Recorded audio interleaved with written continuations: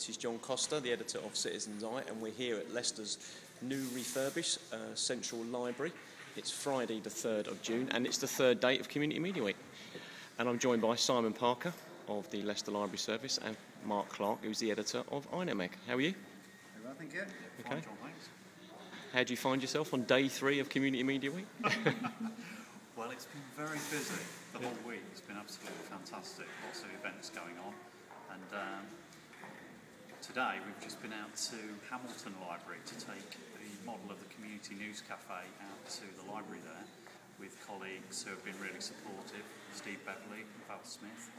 And we've been discussing how, local residents and the library could get involved in the 2012 reporting that you're developing. So we started with that, and then we discussed a bit more about how we could, get people involved in delivering kind of news and information for their local areas. We've just written an article about it. Hopefully that will go into the Mercury. So just showing the speed of what you can do with citizen reporting, if everything's in place. Now, some people might not be aware, but if you actually go in and book a computer with your library card in any of the 17 libraries in the city, there's actually a Citizen's Eye logo on the homepage that comes up, and that certainly makes it easier to submit community news using the green button. Do you want to explain a little bit about that as well? Yeah, I mean, it's a really easy way of doing it. Like John says, you just need your library card and your PIN number.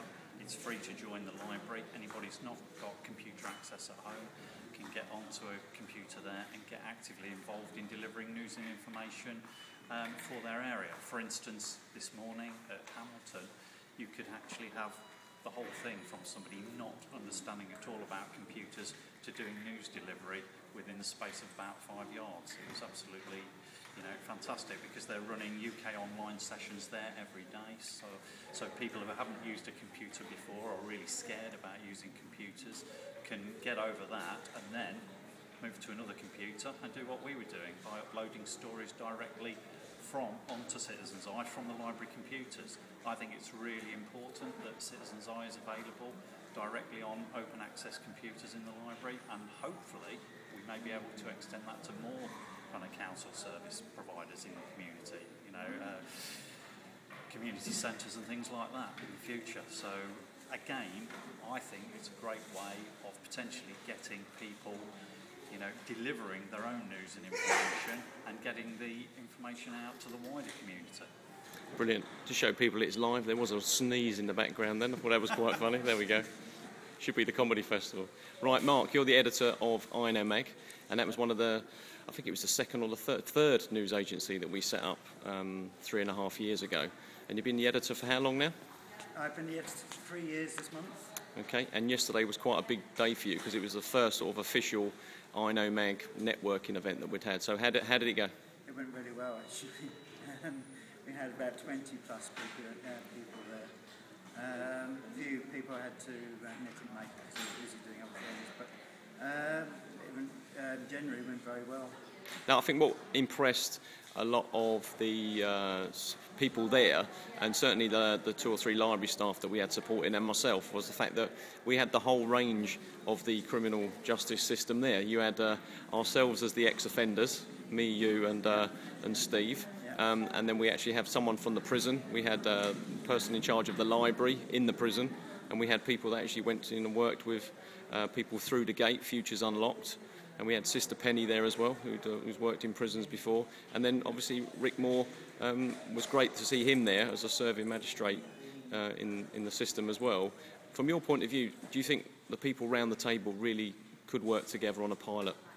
I think so, definitely. There was a lot of interest there, to be honest with you. And the next few months is going to be quite exciting and see what actually sort of comes of it. Now, in 6 months' time, we've got our 3rd Community Media Week in November, and we're looking to run a sort of a longer workshop or a seminar. Have you had any more thoughts about that? Yeah, well, next time is we're going to actually invite more people along and give more time. I'm going to fix a date then, pretty much over next week or so, and actually get it out there so we can get even more people coming along. Brilliant. Well done, Fiesta. I thought it was absolutely superb. Simon, one more from you. Yeah. As the librarian in charge of things like community engagement and stuff like that, and certainly with the role that you've played for many years, since winning yourself the Library Changing Lives Award for your refugee and asylum seeker work, and now that you sit on the board, do you think these kind of projects using libraries to be able to help groups that are quite marginalised and don't normally get into the mainstream media, like people with disabilities, you know, and ex-offenders and refugee and asylum seekers, libraries have a key role to play in that? I think they do, and it's strange in a way because I don't really think that people know the true value of libraries. They understand really in terms of, you know, getting books and stocking, but they don't necessarily understand the kind of social impact they can have in really soft ways. It's a really open, neutral space for people to come into, and you can see during the week, you know, on a day-to-day basis, that a lot of the people that will be using libraries during the day will be people who are long-term unemployed, you know, looking to gain work, you know, maybe people suffering from mental illness, or, you know, maybe homeless or about to become homeless. I think it's absolutely key that, you know, that kind of role for libraries is recognised, and if we can actually engage in projects that can get involved with groups like that, I think it can be a real, you know, focal point for developing things like that. And I don't necessarily think, certainly at government level, and to a large extent, as we're seeing libraries closed down all over the country, local authorities at that level, they don't really understand the nature of what a library can provide. And I think it's really important to, you know, come out and say those things. And I think, and I hope, the groups that we work with, you know, who are some of the hardest to provide for, like asylum seekers, refugees, the unemployed, you know, homeless people, Ex-offenders. You know, ex-offenders, definitely.